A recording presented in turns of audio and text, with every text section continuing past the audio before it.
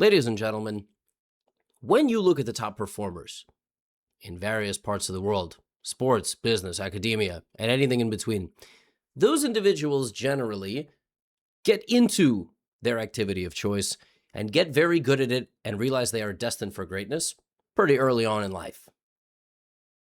But very few people are named for greatness. And that's exactly what I'll be talking about in this video, because today I will be telling you about Sina Movahed. Who is that? A chess prodigy, a chess superstar who just defeated Magnus Carlsen and 9 other people en route to one of the most dominant tournament performances in quite some time. And his name is literally seeing a move ahead. You know where it would be really useful to see a move ahead? The stock market. And the second best way to probably use a name like that is in the world of chess. This dude is a problem. He has gained rating in classical chess tournaments every single time he's played over the last 12 to 16 months, and online his rating is now 3,300. And I'm going to make sure you know his name, and we will be keeping track of his career. First thing that we are going to do is look at his game against none other than the best player in the world, Magnus Carlsen. Now, one thing about Sina, young guys like this are generally really good at tactics. They like to attack, they like to checkmate people. You are going to see he plays like Magnus, which is really going to be a bigger problem for Magnus. In today's video, I will show you how he defeated Magnus, Denis Lazovic, who's the number 3 rank speed player in the world as of the last Speed Chess Championship. He defeated Grandmaster Benjamin Bach, who only is rated 3,130, and Grandmaster Minlay, who is only rated 3,140. Every one of these games was sensational. Let's begin with the game against none other than Magnus Carlsen himself. E4 is the move played. Magnus responded with the move c5, the Sicilian defense, the most combative approach. We have knight f3, e6. Magnus goes for a Carlsen variation. Maybe he's going for knight f6, maybe he's going for knight c6, maybe a6 after the capture on d4. It's a very flexible move. And white plays knight c3. This is also a move which is sort of baiting black into a specific response. Like, will black play knight c6, a6? Black has to commit something. And when knight c6 appears on the board, you get some more information from Magnus. And now you don't play d4 looking for the Taimanov, you play bishop to b5. Actually, a long time ago, I recorded a course on this position with knight c3 and bishop to b5, targeting the knight on c6. White does, in fact, want to take the knight, damaging black's pawn structure, which is why Magnus jumps the knight into d4. And now if Sina takes it, pawn takes, attacking the knight has to move. And so for that reason, you castle. You leave this bishop to be captured, because if the knight were to spend multiple turns taking it, white would take back and then attack in the center. But Magnus simply kicks the bishop out, and the bishop doesn't have a comfortable square. It can go to c4 or d3 or e2, and it does go to the strange square on d3. But white has a rerouting idea. White is going to try to move the knight away from this square, push this pawn forward, kicking out the knight, and then put the bishop back here, and then expand in the center. It looks weird, but I promise it's a real thing. I have played this position myself with the white pieces enough. And so here, Magnus plays the move knight back to c6, retreating from the position and intending to play d5, develop his knight, his bishop, and castle like this. There are several choices here for white, but Sina plays an awesome one. I love this next move. Not, any boring reroute. White plays knight to d5. Knight d5 is a crazy move. It's just giving up a knight. But the point is that because white has such a lead in development, the king on the other side is in a direct line of attack. And if you do something like this, you will simply lose the game. I will push my pawn, and actually my idea is not even necessarily to take your knight. My idea is to leave you completely defenseless here. You are just simply paralyzed by this pawn. I can even use this as an opportunity to develop more pieces, to strip you of your defenders. It's a really nasty move, knight to d5. And obviously the guy that's seeing a move ahead is going to see a move ahead for that attack. Now Magnus just plays an improving move, d6. He is threatening to take this now, because then the pawn would not be able to push forward. And now white finishes his reroute. Remember, I said the idea was to reroute, but it wasn't in a boring way. And now Sina is going to play c3, bishop c2, and d4, taking the entire center. And from the opening, it is just white who has an advantage. After 12 moves, white has a better position. Why does he have a better position? He controls more central space. Black is a little bit more passive here. This bishop kind of sucks. And now white will have to try to capitalize on the advantage. Now, Magnus plays e5, so immediately trying to clarify what's going on in the middle of the board. d5, locking the position. Magnus jumps to d4, and here the best move for white would have been to trade these knights, go here, keep your bishop pair, preserve the bishop pair, and continue on with the game. Sina decides that rather than keeping the bishop, he wants black to take it. Why does he want to take it? He doesn't really see a future. This bishop is sort of blocked by its own pawns, so he actually thinks that in a closed position, the knights are going to be more effective than the bishop. Fine. Not a very positional approach, but a pretty dynamic one. So he plays b3, trying to get out his dark squared bishop. Magnus does grab the bishop after some thought, because if you look at the position, black's pieces don't really impress. They are not on particularly great squares. None of them. They really struggle to move. So since none of the pieces can move, the pawns can move. And here comes Magnus lashing out, utilizing the bishop pair. He just took on a light square, which means that the light squares are going to come alive, and he's going to be able to play on the light squares, maybe f4. Sina plays bishop a3, ready for black's attack. Rook c1, plays knight g5. Magnus comes in with f4. But, watch as the kid, I mean, I keep calling him a kid. He's young. I don't know. He might be like 17.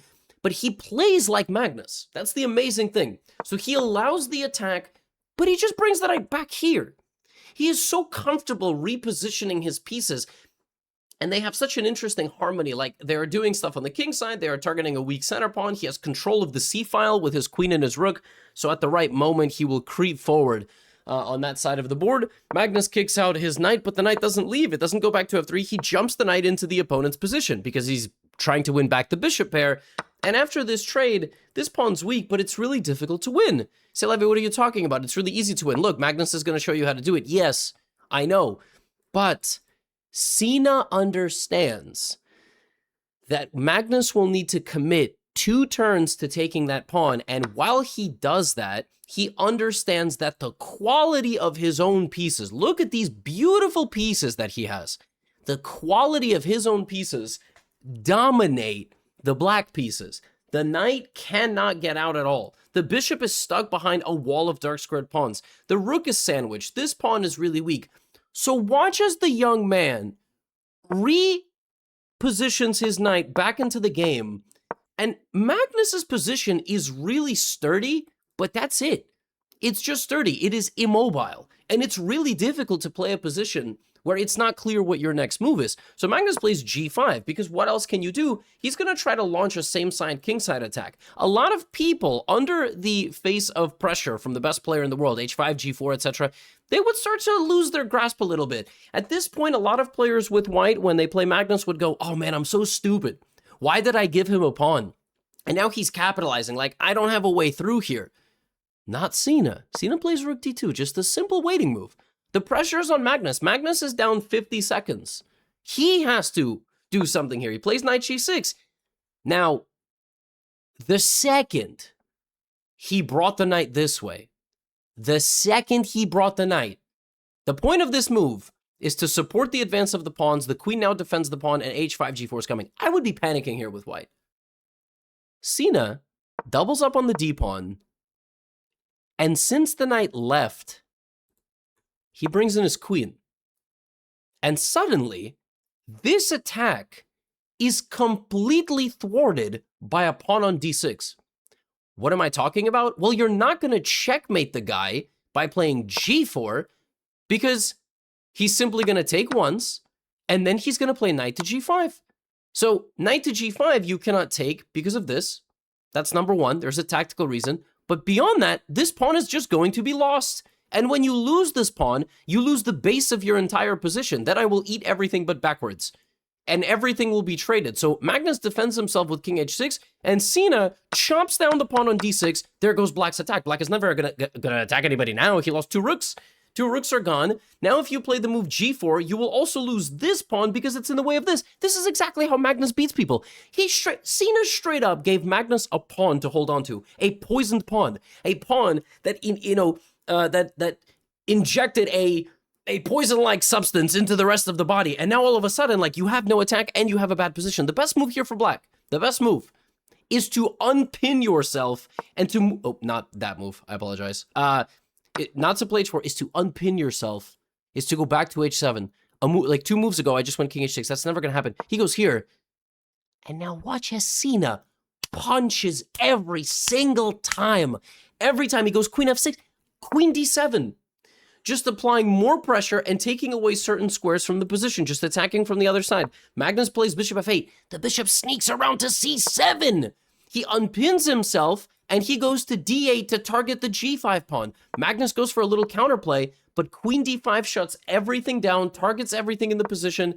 Bishop d8, queen c5. It looks like Magnus is just barely holding on, but he's not. He can't defend everything. The pieces are overloaded. There's not enough space. This is a pawn down. And what ultimately happens is he wins the g-pawn. He goes to e6.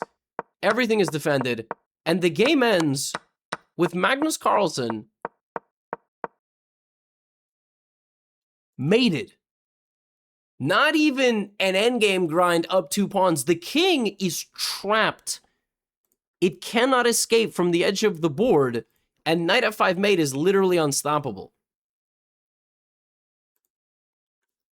This kid just beat Magnus Carlsen the way Magnus Carlsen has beaten, without exaggeration, thousands of title players and hundreds of grandmasters in his life.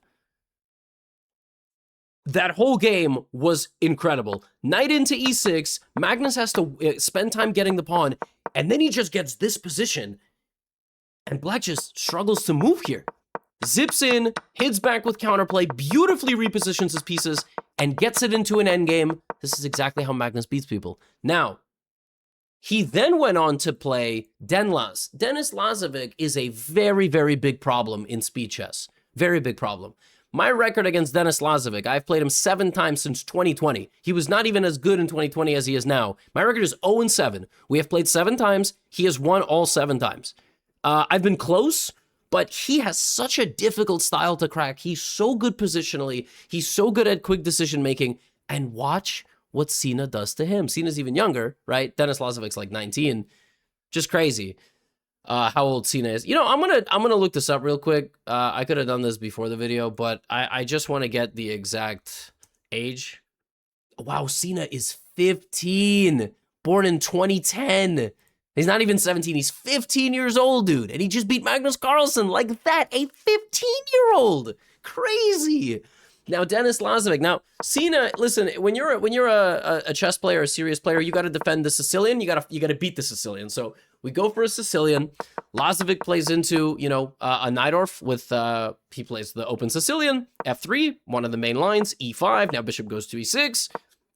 And here, Black plays an interesting move. He plays the move h5. And the point of this move in the modern day is that you don't want white to play g4. And actually, these very obscure flank pawn pushes are very effective at controlling territory. It was usually thought that you would never play like this, but actually you can and you should, especially if the other guy castles this way. So Denis castles short side. He's not really getting attacked here, but this is more about control. Plays rook f2. Rook f2 is an incredibly deep idea, rook f2. You want to put the bishop on f1. The bishop on f1 will support the king. It's also a little awkward here. And then the rook sometimes, and other pieces, you know, will transfer via the d2 square. So you will get control, and you could even triple on that file if you really want to. a3 prevents knight b4, etc. Anyway, let's let the positional players show us. Bishop f1, and now knight e7. The idea of knight e7 is you simply want to go d5. If you can pull off the move d6, d5 in this type of a pawn structure, in the Najdorf Sicilian, liberating your position, removing your weakness on d6, removing the weak d5 square, you're going to have a great time. Lazovic plays queen e1, so he doesn't like something about rook to d2. Clearly, he thought here, but he goes queen e1. It's obvious, you know, what the idea is. You want 2 rooks to go down that position. And to be honest with you, Sina, he doesn't even go for d5 here. He plays knight g6. So he doesn't try to liberate the position with d5. Instead, what is he up to? So Lazovic plays rook d1, obvious. Queen c7, also obvious, getting off the pin. And now a4. a4 is an interesting move. You control b5. You don't want the opponent to play for b5, and then you play a5. So Lazovic, typical positional stuff, gets his bishops powerfully placed on those diagonals. Black is unable to play b5. Black is unable to play d5 now because you kind of move off the line. You have ideas of bishop b6. So what is Black going to do? Oh, I'm going to show you what he's going to do. Well, this h-pawn was, like I said, it's not about attacking. Or maybe it is. He castles. So he goes short side, and we have a very rich position on our hands. It's going to be a positional Najdorf. It's not going to maybe be one where, the pieces are flying off the board.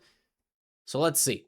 Lazovic loves these types of long grinding games. He's made a career of beating some of the best players in the world. Rook d2, finally. Our plan has been finished. We double up. We control this with 4 different pieces.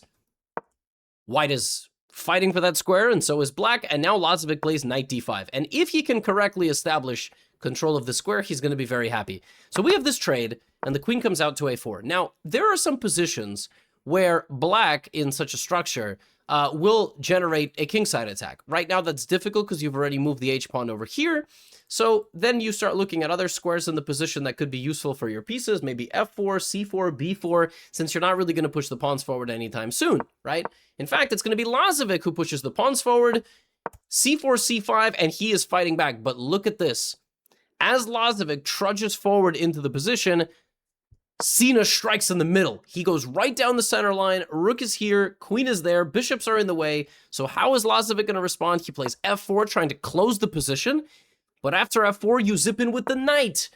You're looking to get the bishop. You are looking to put the bishop on f6. And he goes c6. So he's just going full steam ahead. He's trying to trade the pawn. If bc6, the bishop is going to take on a6. And then the rook is going to be hanging. And that is exactly what happens. But the rook slides out of the way. And now Lazovic brings the knight into the middle. According to the computer, black is actually completely winning.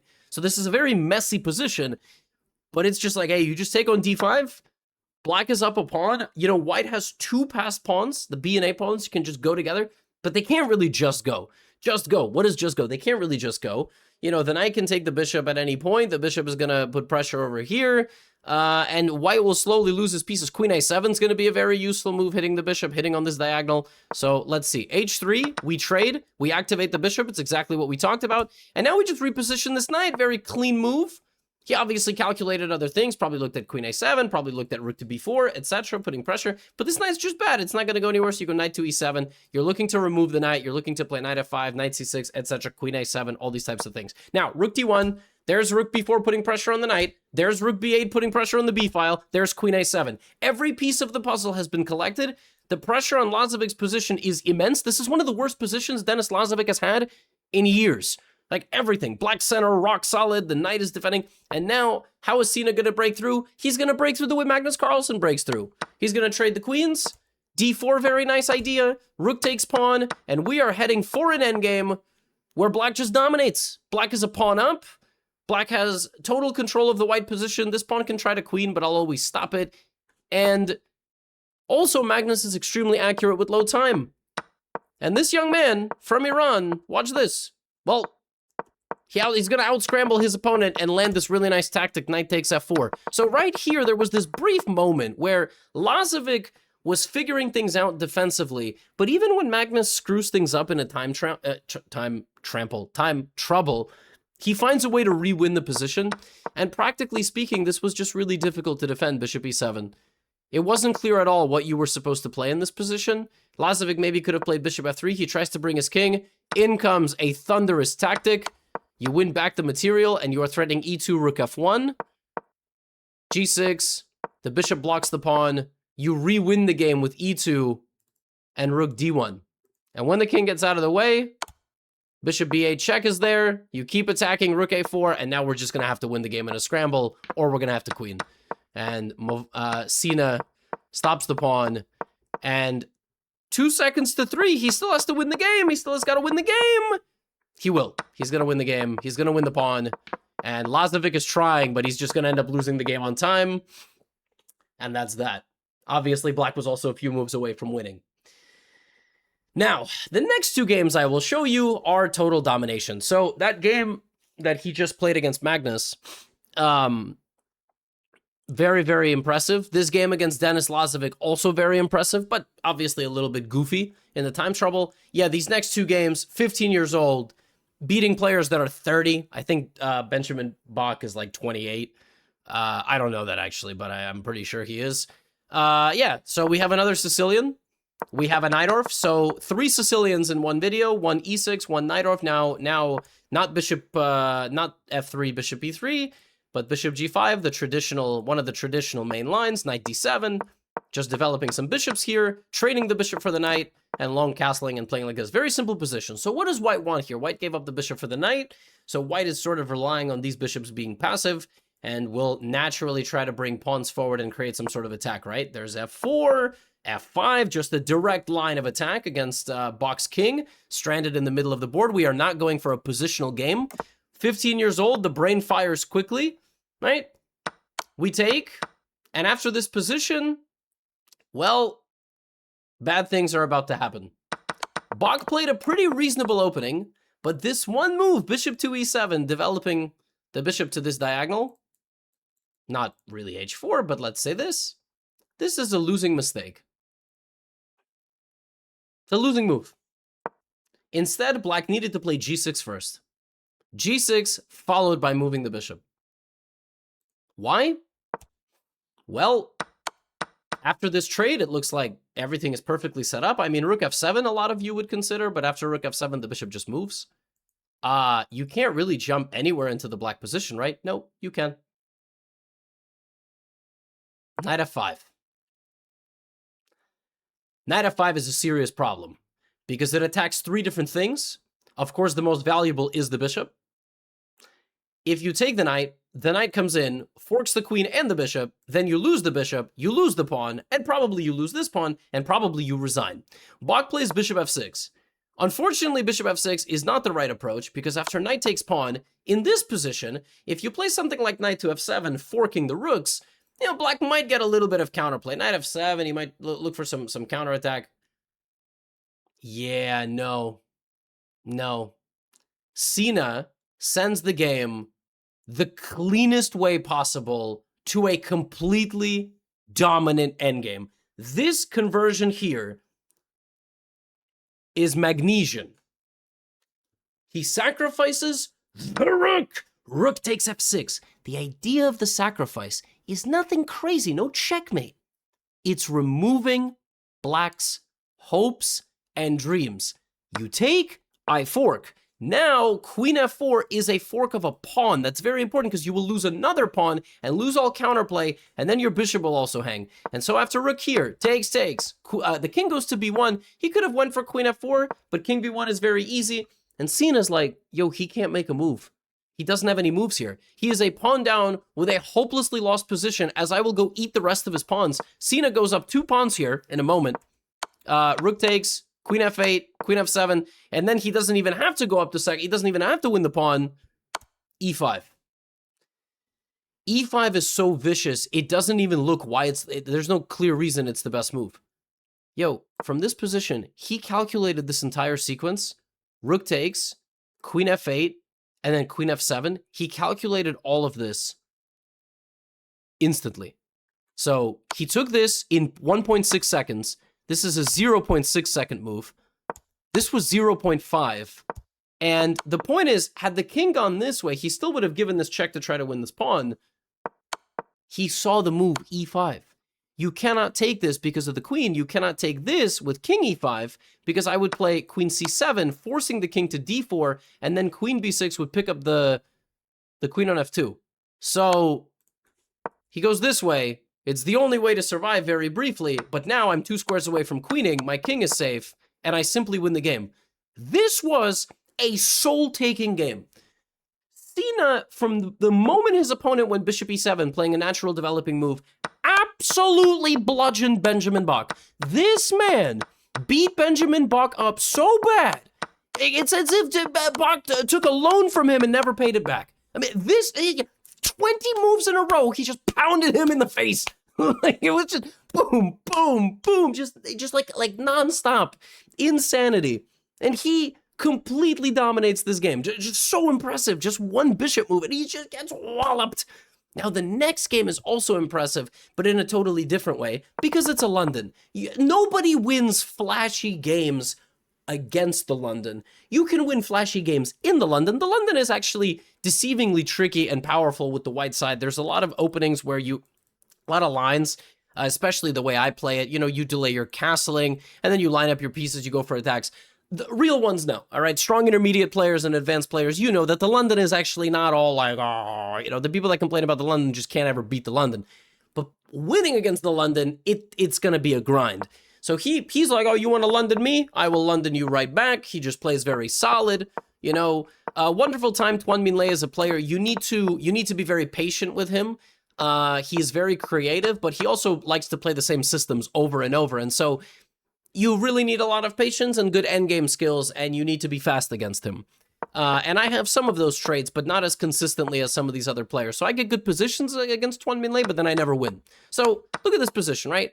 There is nothing particularly impressive about this game. I mean, we kind of go to an endgame very early, and Sina's like, okay, knight for bishop. Remember, I told you, when I watch him play, he's a tactical monster, as you saw in the previous game, calculating 4 sequences in 3.5 seconds, but he's also an endgame demon. He is really tricky even in the endgame. And this is going to show you. So watch this. So wonderful time happily trades down to this position. White plays queen d4, offering a queen trade, and Sina says, no, thank you. I'm going to put my queen in the corner. Now, a queen and a knight are better than a queen and a bishop. It depends on what you are trying to do. Like, if your goal is to make a battery, yeah, queen and bishop are going to be really good for a long-range attack. But the thing is, queen and knight combine all the powers on a chessboard, except en passant, right? But queen and knight together, it's demon, right? Demon time. Like, you just move the knight around, you move the queen around, you just bam, bam, bam, bam. So how will a bishop fare against the knight? Well, you're going to have to play on the light squares a lot to sort of neutralize the bishop, right? Queen goes to d7, knight goes to f5, targeting the bishop. If you take the bishop, you damage the pawn structure, so you have this position. And then we just, little a4 for the boys and girls. a4 just looks like you're just making some random move. Actually, there is a massive threat to the move a4. At this point, white needs to play bishop b4 to stop the queen from coming out. If you go bishop b4, black will play b6, try to go for c5. Not an easy position, by the way, because look how quickly a checkmate threat can appear. Like, a queen can snipe with a knight up close. A queen from the other side of the board can hit g2. It's really hard to defend. White has to play a move like this. Not a very pleasant move because your king is weak, but anyway. Yeah, Minlay retreats his queen. Boom. This is exactly how Magnus Carlsen beats people. And I mean, the way this kid plays, Sina, he's going to be a real problem. He's going to be a real problem. He is beating established grandmasters, young grandmasters, #1 in the world grandmasters. You know, bishop goes back, and now he just simply picks this pawn up. By the way, very important that he didn't just take this pawn. This check is important because it either pushes the king into another check, or it actually pushes the king into losing the f-pawn, which is worse, or you just make the white queen extremely passive. And white blunders into not a worse endgame. This is not just, oh, it's queen, knight, and 7 pawns versus queen, bishop, and 6. Oh, that's just a 1-pawn difference, you guys. I don't know why I turned into a South Park character, you know, but... He's saying, you guys. That's my Cartman impression. This knight is way better than this bishop, you guys. Anyway, queen d1, knight d4, and it's just domination on the light squares, controlling all of the important places. Knight e2, knight f4. Watch as the queen and the knight together touch up this side of the board so that the only way to defend yourself is to advance. It's like he has the pawns hypnotized and they have to come forward and perish. So he attacks g2. You have to defend it, but how do you defend it? If you bring your queen out, I go immediately zipping into the position over here. So he has to play f3. Now the second f3 comes in, I slide my queen back to g6. My queen and knight target the g2 pawn. How do you defend it? You have to push, because if you move the queen, I zip into the position, and then I'll play e5, knight d3, etc. So he has to push the pawns forward again, like they're literally hypnotized. And now you lose the pawn on h3, and he takes it. Now black is up 2 pawns. King will always be safe on a light square. Dark squared bishop, utterly useless. And this is why a knight can be better than a bishop in an endgame, especially with a queen on the board. Now he breaks down the king, gets the king out of the danger for himself, and he has a multiple pawn advantage. And this is the end of the game, because if you play queen f3, I win a 3rd pawn. Absolute domination. 10.5 points out of 11. They gave this man 11 opponents, and he defeated 10 of them and made 1 draw. He beat Magnus Carlsen, Denis Lazovic, Benjamin Bach. He beat Tuan Minlay. He beat Grandmaster Subramanian from India. He beat like 3 other grandmasters rated 3,000 plus. Dude is 3,300 on chess.com. He's 15 years old. His Blitz over-the-board rating is 2508. His classical rating is 2590 because there's not as many opportunities for these young players from all over the world to travel and compete in over-the-board chess. The chess ecosystem is so fascinatingly convoluted and broken that players can become 3,300 level talents simply from playing and watching and repeating their openings and all this types of stuff online without ever going to play in competition. It's not like tennis, where the only way we're going to see a elite player from somewhere around the world is to watch them on a court. Here you can actually do it online. It's fascinating, and his name has literally seen him move ahead, which is just broken. That's broken. So keep an eye on him. He's going to be a real problem for the chess world. This kid is extremely good and extremely balanced skill distribution. That's all I have for you today. You know where to find me if you want more content. I got books, educational, my educational platform, Chessly, and more. Get out of here.